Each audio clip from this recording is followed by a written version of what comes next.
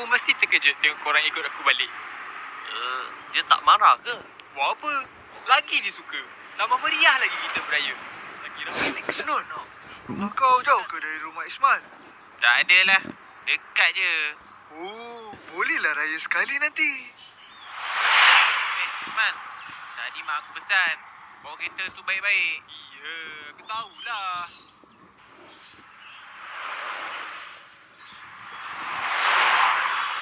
Tak sabarlah nak sampai kampung Ha? kau.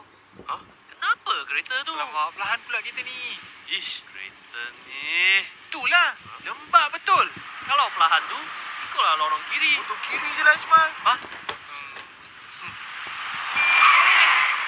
Ish, Nasib baik. takutkan dia, Ismail. Pergi dekat sikit. Biar dia ke tepi. Mana boleh. Bahaya. Kalau dia berhenti nanti macam mana? Betul tu. Bahaya. Alah, mana ada orang berhenti tengah-tengah lebuh raya?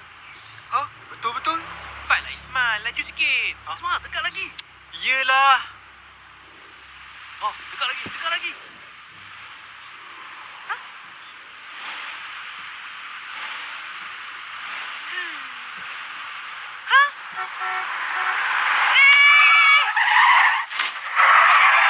Jangan mengekori kenderaan terlalu rapat.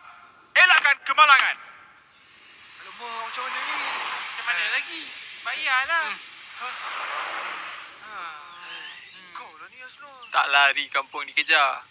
Pandu dalam jarak yang selamat. Ingat,